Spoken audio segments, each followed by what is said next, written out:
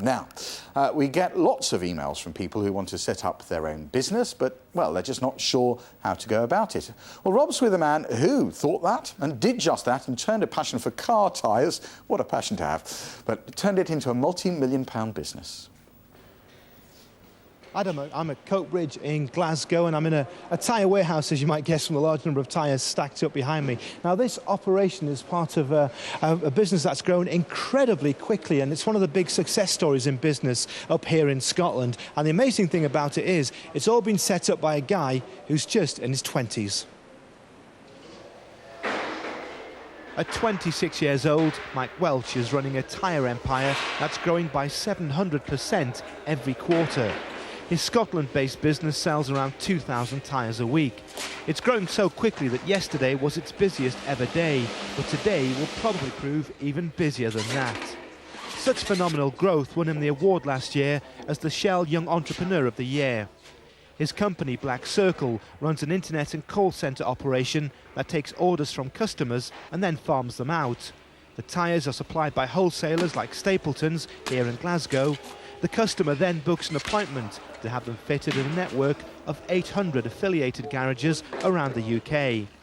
It's essentially a buying and selling operation that makes the most of the internet and the huge network of tyre suppliers and independent garages around the country. So far, though, it seems to be working. Turnover is up to £3.5 million. As well as selling direct to the public, the firm has contracts with tyre fitters and motoring groups like the RAC. And as it expands, it's hoping to take on more corporate customers and to have 1,000 garages fitting its tyres by the end of the year. Well, Mike's joined me now to give us a few of those secrets of business success. Now, Mike, those figures, those growth figures are just phenomenal, but, you know, that's because you're starting from nothing. Presumably anyone who's doing well is going to rack that kind of growth up. But where'd you go? How'd you keep that kind of growth going? To be honest, the early days, you're right. You know, when you start from a low base, it's easy to have exponential growth figures. For us, the challenge was to bring in a good management team that can sustain, you know, those figures and make sure that we've got a sustainable growth plan in place. And you know, that's been probably the last quarter. We've concentrated on making sure we've got the right management team, the right structure in place to take us forward. Now, you're 26 now, but what amazes me is you've had this idea since you were 16. How did you start out? You know, where did it all begin? Well, I was a tyre fitter when I left school, so for me, tyres is pretty much in my blood. It's not the sexiest industry in the world, but you know, it's an industry that needs fresh business ideas, and Blackcircles is one of them. There's an opportunity for high-performance tyres, which was my first business, which were mail order. Taking it from there and really extending the idea out is Blackcircles, and you know, what we've got with Blackcircles.com as a business is something that can challenge the fast fit industry and the traditional tyre industry. So. But really, I mean, I've spent the whole morning getting my head around how this actually works. You're a middleman, aren't you? You buy tyres and you deliver them to customers. Yeah, we're like a stock exchange of tyres, if you like. I mean, we source our customers correctly and we source our tyre stock correctly, and really we match the two, if you like, in the middle, and we support independent garages as well, of which there's plenty around the country. We work with them in partnership, so all the stakeholders in the business should, in effect, and they do feel more enriched from the proposition that is Blackcircles. You started this business 3 years ago, and so you're 23, you're going to banks asking for money.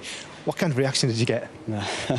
Difficult. You want to say? No. It's difficult, you know, and I think that in defence of the banks, it's hard. I mean, I went in with Blackcircles.com, you know, and first of all, a .com is not the type of business that anybody wanted to back 3 years ago, and really, in essence, we use .com as a route to market.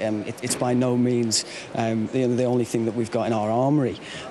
It was difficult, you know, we couldn't get a £500 overdraft, and I know that there's plenty of banks out there who, you know, did knock us back for a £500 overdraft who wish they hadn't now. So, yeah, it is. What's it like now when you go to a bank? Yeah, it's fine, you know, and it's good because the business works, and I think that we're with the best banks now, and we bank with guys who really follow and invest in our business going forward. We've got some really good people involved in the business, and it shows. Now, a lot of people who watch this programme want to have their own businesses, and you're an entrepreneur, and I know you're really into tyres, you know your tyres backwards, but if you weren't doing this, would you still be an entrepreneur? Would you still have some kind of business going?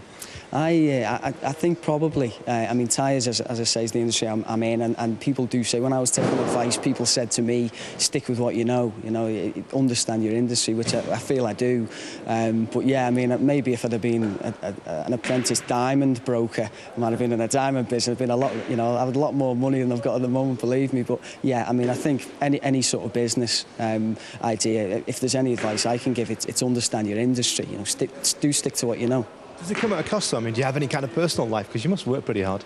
My fiancée would maybe have a point to say on that. I mean, to be honest, the first 2 years certainly were very, very difficult. It was about investing a lot of time in the business, and and personal life does suffer. But as long as there's an end, an end to that time, and you can get to that and enjoy life with the people around you, and not get too wrapped up in it. So you've always had this kind of goal of setting up a business. Where do you think you're going to go? What's the next 10 years going to bring? Growth. Yeah, we need to keep investing hard in our target markets. As I say, we've got a great team around us at the moment, and we're adding to that team, and we've got the sustainability. The idea now is to just absolutely take a bigger part of the market that we're already eating into. OK, Mike, thanks so much. Well, thank you. I always think, you're getting older when even entrepreneurs start to look younger. Back to you. Thanks very much.